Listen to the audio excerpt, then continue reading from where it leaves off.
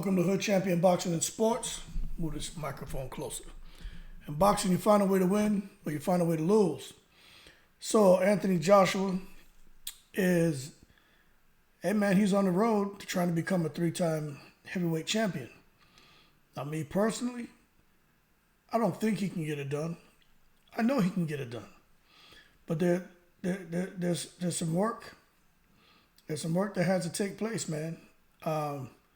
On Anthony Joshua's behalf. And Eddie Hearn is looking to select an opponent for Anthony Joshua. Now, of course, Eddie Hearn has several pokers in the fire. And it's not a matter of waiting for one to heat up. It's a matter of him deciding which one he wants to allow to get hot. And then he'll select that one. So before he does that, though, Eddie Hearn wants, for whatever trainer Joshua selects, to be in on ensuring the right poker gets hot before they pull it out to fire. And this is extremely important to me, okay? And it should be extremely important to AJ. It should be extremely important to Hearn. Because one thing that we can't see happen here with Anthony Joshua, we can't see him in his first fight coming off of the back-to-back defeats to Alexander Usyk. Can't see him take another loss. Okay? I personally don't think Anthony Joshua should have lost that first fight to Ruiz, and he shouldn't have lost those two fights to Usyk. Okay? But in boxing, I know you guys have heard me say this before, and a lot of you have heard this from other people. The best fighter doesn't win the match. It's the boxer who fights the best on that night. And those are facts. Okay? Something else that's a fact, and we just heard Tim Bradley talk about this, coming off of him watching Teofimo Lopez end up with, what's his name, Sandor Martin, where a lot of people felt Teofimo lost that fight, and Teofimo did get knocked down twice. One of the knockdowns weren't called. The other one, they called it. Yeah, the feet looked like they crossed up a little bit, but his ass got hit and he went down, okay? But it's something Tim Bradley mentioned about the fight being 90% mental, because he watched Teofimo in the ring, and you could see that Teofimo is super athletic, but he just wasn't locked in. And he gets away with a lot of stuff because of his athleticism, but if he can really lock in, you see, Teofimo could have made that fight a lot easier. So, that being said, when you look at AJ, albeit AJ seems to be able to lock into a fight, every fight, more so than Teofimo, right? But when you look at AJ, although he's locked in, there's some doubt in the back of his mind. And he's got to work on that himself. But I don't think it's that easy for him. You know, I think he really is a guy who has really high self-esteem. He has high expectations of himself. And I'm going to tell you this. This is something personal, right? For me. I've always been a guy, especially before I retired, right? I had extremely lofty goals. And I always felt that lofty goals are common for uncommon people, but lofty goals are uncommon for common people. So the way I looked at myself is, hey, you got to make a decision. Are you going to be common or uncommon?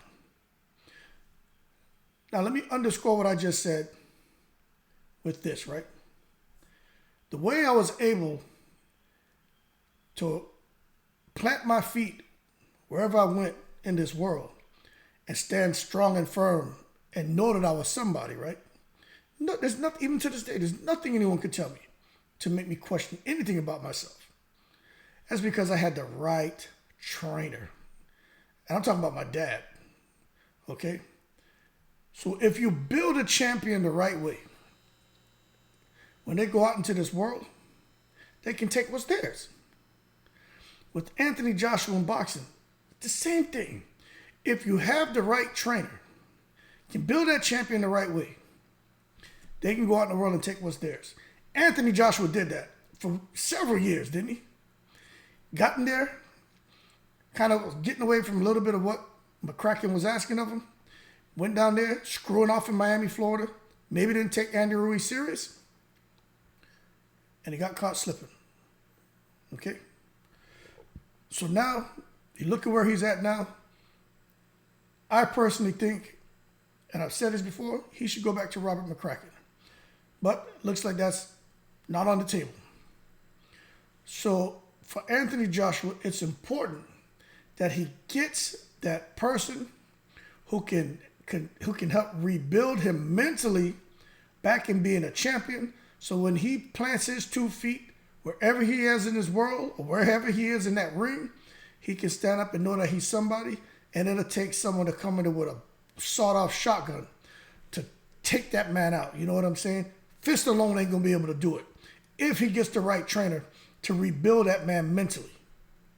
Anthony Joshua has all of the qualities, all the attributes. He has everything. Anthony Joshua is like some coding guy, some gamers. Sit back man and created him as a character. Right? Let's just be real. When you think about Anthony Joshua, you think about Wilder. You think about Fury. You think about Usyk, Hrgovic, Shane, even Lennox Lewis, Mike Tyson, the Klitschko's, right? If you were to create a character for a game, more than likely, matter of fact, if you created a character, more than likely it'd probably come out looking like Anthony Joshua. But if you weren't allowed to create one, but they had some prototypes created and said, which one do you think you'd want to select? I'm pretty sure majority of people would select a character that looked like Anthony Joshua. Height, reach, power, speed, defense. Like when you're creating that kind of character, those are all the things those are a lot of the things that you want to look for, right? Those characteristics. So with Anthony Joshua, it's extremely important the training he gets. Now let's talk about the trainers, right? Derek James. I personally think Anthony Joshua should be with McCracken, but if not, Derek James or Freddie Roach. Very simple. But it doesn't look like it's going to be Derek James. Derek James came out and said, Anthony Joshua, he was just in the area, stopped by the gym, but he's not training with Derek James. So Derek James killed that, right? That's not my opinion. Derek James said that. The next thing, Freddie Roach. I know Freddie Roach has already gone on record. He said this several times. He would love to have Anthony Joshua over there. And yeah, Pacquiao's not there. Maybe the environment and the wild card's not the same. Cotto's not there. There's so many amazing champions aren't in the gym anymore. But there's still a climate of fighting. And Freddie Roach, he's slowing down a little bit, but he still knows what it takes. And I think what Anthony Joshua can do for Freddie Roach is what Mike Tyson did for Cus D'Amato. I think that's the point we're at. I think that would kind of light that fire underneath Freddie Roach, man, and say, look, you got another shot at really doing something great with someone who's extremely athletic, extremely strong, someone who's extremely ferocious, right? He lacks some self-confidence. Mike Tyson was the same way. Now, yeah, we're talking about a grown man and Joshua and Mike Tyson being a kid. Same situation when you talk about the mentality. Got to feed that fire, man, till it becomes, what Cus D'Amato say? A roaring blaze, right? That's where we're at with AJ. Now, can Freddie Roach do it? I have no doubt Freddie Roach can do it. Is Freddie Roach the kind of trainer who will be willing to leave his camp and go wherever he needs to be? Yeah, he is. Robert Garcia wasn't doing that. Robert Garcia ain't leaving Oxnard, man. I don't care what. It's over. Robert Garcia, he never wanted to leave there anyway. He just it's like taking a temp job somewhere for a year, go out there, you're making $80,000 a year, you go take this temp job paying you $250,000 a year. You're gonna go out there and snatch that money and come back to you and try to get back on at your regular job. That's what Robert Garcia did. So with Anthony Joshua, I think it's really good for him to be somewhere where it's just living and breathing boxing. You know, somebody mentioned something about Floyd Mayweather Sr.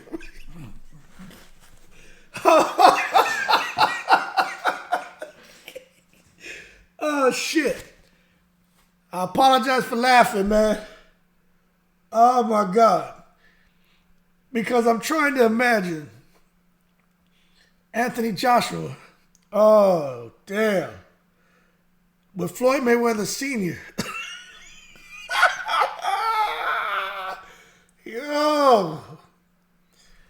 Yo, I'm not even going to edit that out, man. Because what you're seeing right now, real emotions and shit. I'm trying to be serious about this subject with Anthony Joshua. But somebody posted something about Floyd Mayweather and getting Joshua over to Floyd Mayweather, right? And I'm like, listen. Don't take it to the stupid, okay? We don't need Joshua to come out of a training camp even more crazy than he is. Or his confidence even more depleted than what it is, okay? Floyd Mayweather Sr., I just couldn't imagine Anthony Joshua in there trying to throw jabs and Floyd Mayweather Sr. have him doing all that pity pat stuff and telling him how he's not doing nothing right. Then like when Ricky Hatton came over to America and he had him in the house and giving that man red KOOL-AID and shit. So Anthony Joshua, if you're watching this video, stay the hell away from Floyd Mayweather Sr., my man. Get over there to Freddie Roach, okay? So to me, it's Freddie Roach or, unfortunately, not Derek James. Virgil Hunter's name was mentioned. Yeah, he's like, he whispers too much for me. Anthony Joshua can't be in a camp with nobody whispering to him all the time. Only person that handled Virgil Hunter's training style was, what's his name, man? The guy, the son of God, Andre Ward, man. Outside of that, I mean, Barrios handled, he did all right with him for a while until he got in there with Tank, you know, and really, but it is what it is. But Hunter knows boxing, and Hunter may be good for him outside of training him as a boxer, but just conversation, healthy conversation. It's a good dude, man. But when it comes to being in the ring and fighting, he don't need nobody whispering to him. Teddy Atlas, somebody else threw that out there. I was like, you know what? But this is the thing when you start messing with guys like Teddy Atlas who aren't actively training. He has an abundance of knowledge, right? Copious knowledge, right? But sometimes the things he says may be outdated to where a guy like AJ, it may not really register. That's like me, right? If I want to start rapping, I don't know nothing about this, the stuff these young people saying with the slang and stuff. I'm out here talking about, you know, I'm chilling. I don't even know slang. I don't even talk like that. But the things I used to say when I was a teenager, I couldn't possibly come out here. People be laughing at me. You know what I'm saying? I'd be rapping about outdated stuff. And I think with Teddy Atlas coming in there and trying to train Anthony Joshua, I think some of the old school methods of training work, but I think, you know, to deliver something for AJ to really get it, it can't be in old antiquated ways of talking to him and ways of saying things. You got to come to him in a kind of way to where he can receive it, okay? So I think Teddy Atlas is just the wrong one because you can't come in Anthony Joshua's corner and give him a fireman speech. Like, Anthony Joshua won't hear that shit. You know what I'm saying? And like, he'll just totally shut down. So when you think about somebody who has a little bit of whisper in them, a little bit of fireman talk in them, a little bit of tell them when they're wrong, like Mayweather, but has the right balance of those three things that you really need in a trainer, right? And then at the same time, someone who can understand what he's going through because he's actually been in the ring. It's Freddie Roach or Derek James. That's my opinion. Now, so we kind of boil that down to who I think the trainer should be. But as far as an opponent, right, this is what they're looking at. Who's going to be the next opponent for AJ? So this is just the heavyweight rank. Shit, I'm sounding stupid right now, right? The heavyweight rankings for the Ring Magazine or the Ring Belt, right? You got Usyk there, he's the big dog. Then you got Fury, Wilder, AJ, right? So just looking at these guys here, this top 10, right? For AJ returning, can you really see AJ going into a fight with Joe Joyce for his very next fight? Now, we know they're talking about AJ and Wilder fighting. Like, that's a fact. AJ and Wilder, that's going to happen in 2023. I don't know if it's going to be his first fight, second fight, but before the year closes out, AJ and Wilder are going to fight in 2023. But when you look at this right here, AJ's not fighting Fury. He's not fighting Wilder. He's not fighting Joe Joyce. Ruiz Jr., that's not happening again, although Ruiz Jr. is begging that man for a fight because he wants another one of them paydays, right? Dillian White, Joshua gets no credit for White, but that's an easy win. Will it get his confidence up? I don't think so. I think Anthony Joshua knows himself, and I think he knows. It's almost like when you're doing wrong. Like, you know, if I go in a store and I steal something and I don't get caught, yeah, I didn't get caught, but I know that I did wrong. Anthony Joshua going to fight Dillian White, that's going to steal and a win. He know he's doing wrong. Like, that's not going to build up his confidence for going into a fight with Tyson Fury or Wilder or Joe Joyce. So to me, a good opponent for Joshua, just looking at these 10, it ain't Parker. And I think Luis Ortiz. Luis Ortiz is the man. Put him in there with Luis Ortiz. Luis Ortiz, to me, you know, he got knocked down by Ruiz, but he was giving Ruiz the business. They were both giving each other the business, but he looked good against Ruiz. But he did take a loss. That's who I think Anthony Joshua should fight. I don't think he should fight Hrgovic. Hrgovic's too tall. He's big. I think Joshua beats him no problem, but I just think Hrgovic could present some issues that Anthony Joshua probably won't like. But as far as getting confidence, I don't think he'll get that much confidence from a Hrgovic win. Beating Ortiz, because of the guys Ortiz has fought, the people Ortiz has beat, and the people who Ortiz has given hell to. If Joshua comes, fights Ortiz, and beats Ortiz, especially right now, Ortiz is looking real vulnerable, right? Anthony Joshua's tongue should be hanging out his mouth, wrapped around his head, and dragging across his scalp at the idea of fighting Luis Ortiz. But that's who I think Anthony Joshua should fight. Luis Ortiz. Already fought Parker. And Frank Sanchez. Frank Sanchez is a real threat, but Frank Sanchez doesn't quite have the name yet. But when you get beyond these guys, so my choice would be Ortiz. I don't know about yours, right? But as we scroll down, and let me go ahead and make this a little bit larger for you guys, because I know some people are looking at this on their cell phones. And then, so you got the WBO, IBF, WBC, and WBA. Let's just look at the WBO. So when we scroll through here, let's just look at some of the names.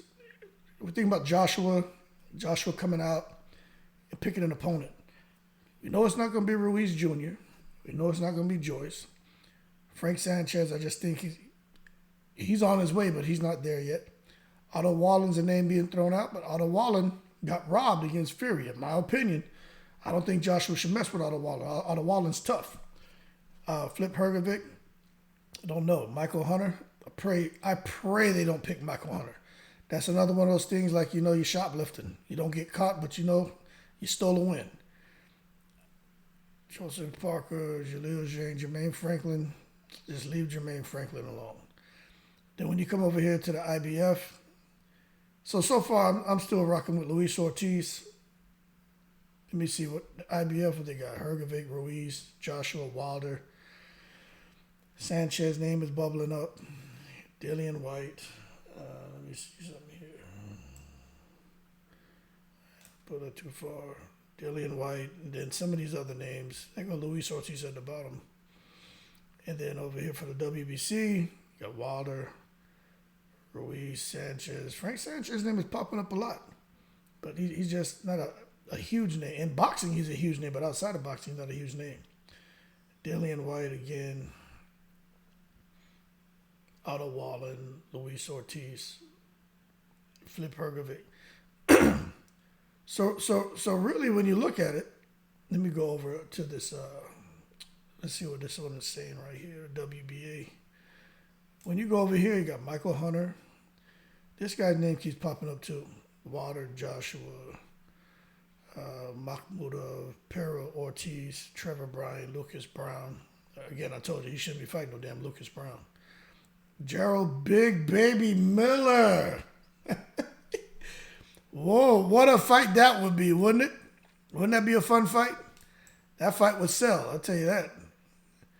So that being said, when you kind of look at what's out there, the heavyweight landscape for Anthony Joshua, the right trainer, I think Robert McCracken, not going to do that.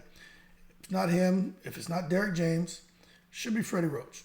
Stay away from those other guys, especially Red Kool-Aid. Stay the hell away from Red Kool-Aid. But when it comes to picking an opponent, to me, again, man, and this is me trying to be inside the mind of Joshua, Eddie Hearn, and whoever his trainer is, right? Who can he get in there with? Well, he'll get some respect for getting the win. It'll help with his confidence knowing, like, damn, I just beat a top guy.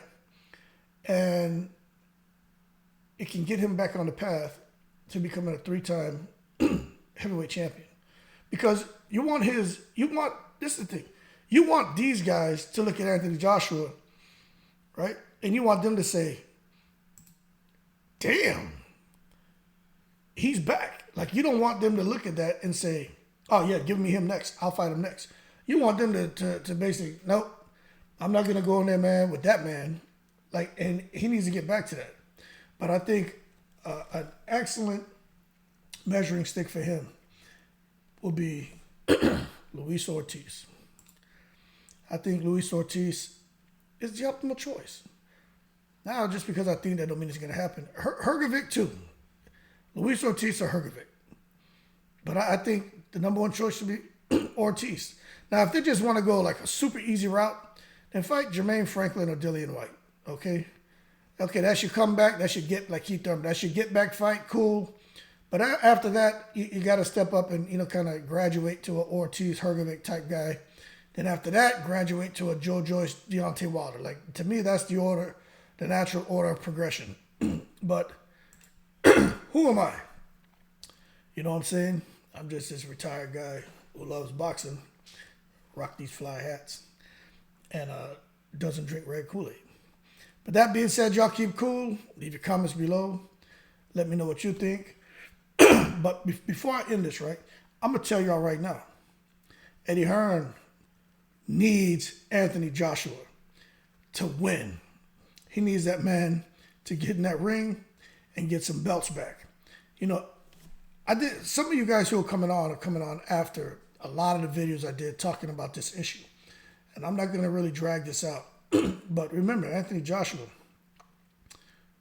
going into that second Usyk fight, he had signed some deal with DAZN. Basically, he'd be with him the rest of his career. It's like almost $1 billion deal, right? Something crazy. Now, all of that was set. But I am sure there were some contingencies or some clauses in that contract that said something around as long as he's the heavyweight champion. And when that deal when he lost that fight, it's twice where I've seen Eddie Hearn like be on the verge of getting a tablespoon of rat poison and just bringing it all to an end, right? It's twice I've seen him do that when it comes to Joshua. When he first lost to Andy Ruiz, Eddie Hearn was up there on the ropes, on the ring, giving him an interview. That man was wiping his sweat off of his forehead. Eddie Hearn was about to cry, but he was angry at Anthony Joshua. He was angry at him. And I was watching that thinking, this man doesn't care about Anthony Joshua. He just cares about him winning. He cares about money. Eddie Hearn saw all those belts go out the door to Ruiz, his long torso, and Eddie Hearn was having a meltdown. And that's when Anthony Joshua's dad got in the ring about to kick Eddie Hearn's ass. I don't know if you guys remember that. But Eddie Hearn I didn't like the energy he was putting off. It was more like, you better win. It's like, hey, I swear, man, go back and watch it. If you haven't watched it, watch it. Eddie Hearn's like, boy, you better get your ass out there and win that fight. So going into that rematch, Eddie Hearn was already, don't play around here, Joshua. You got to win. when Anthony Joshua won, Eddie Hearn damn near French kissed him. You know what I'm saying? Like, he was so head over heels over Anthony Joshua getting the win. Eddie Hearn was ready to, go honeymoon with the man and shit. So with him losing to Usyk, again, it just a lot of money out the window for Eddie Hearn. And I'm going to say this, and I've been saying it, and I'm going to remain consistent. I truly feel Eddie Hearn, he didn't get the return on the $1 billion investment DAZN afforded him. And I don't think it's not what DAZN was hoping for. So since they didn't hit those margins, I think Eddie Hearn's on a lot of pressure to produce. And that's why almost every fight he's trying to put together now is a grand slam. And I think in his plans, he was looking to use Canelo and Anthony Joshua to help get him out the red or into the yellow, or out the yellow into the green. And Canelo lost, and AJ lost. AJ totally went up in flames. But he's still a draw. Fight him there in the UK. Fight him overseas, in Saudi, Middle East. Can make real money. But as far as what he was looking to do with Anthony Joshua, and remember, those titles are leverage, man. It matters. It's like I said in another video, it's like having a certification. If you and I are going up for a job, we both get hired, you're going to get paid more because you have certifications and I don't. And in boxing, you have belts and your certifications. You're going to get paid more, unless you're just a guy who does huge numbers on pay-per-view and it doesn't matter. But belts matter, okay? Look, the BLM movement, man. Belts lives matter. You know what I mean? And that's what it is. So we'll see what happens going forward. But Eddie Hearn, he does not want to mess this up. I'm telling you right now. That's why they're taking the time. But me personally, I think they need to just keep him back there with Robert McCracken, have a conversation, don't worry about all the drama. Sometimes when you see, grass always looks greener on the other side. But when you get over there and you have to maintain that, you're like, damn, this isn't what I thought it was. Yeah, it should stay where you were. And that's how I feel with Anthony Joshua. Just stay where he was. Now he's all over the place. And I just hope the best for him because I truly like him. I truly like him. And you look at how he had that meltdown after Usyk. That's a lot of pressure on him. That's a whole lot. And then Robert Garcia and those guys, it's like Robert Garcia didn't even care. Even the way he talked about Anthony Joshua. Man, Robert McCracken wouldn't have done that to Anthony Joshua. But McCracken's like, okay, y'all want me to stay away. He's sitting back watching. But that messes with Robert McCracken's heart. I'm telling you. Had this guy, since a young man, working with him, all the stuff they accomplished, and now he's sitting back watching it, watching him just unravel. They need to patch that up immediately. But who knows what's going on with political crap and the nonsense behind the scenes that only they and the fly on the wall is familiar with. Like, we have no idea. But a lot of times when you see those decisions get made, there's all kind of crap that's going on. And sometimes you got the wrong people out there running their mouth, which drives a decision like what was made. And then you just see things start to unravel and fall apart, and it's hard to piece back together. So this is that piece back together a kind of journey that Joshua and his team are on. I wish him the best of luck. But that being said, more to come on AJ, his trainer, who the fighter's going to be. But I truly hope if it's not McCracken, it's Freddie Roach, since James said it's not going to be him. Outside of that, I honestly don't know who would be a good fit for Anthony Joshua, but he's going to do what's best for him. That being said, y'all keep cool. Shout out to the veterans, all 7 continents, in the breeze.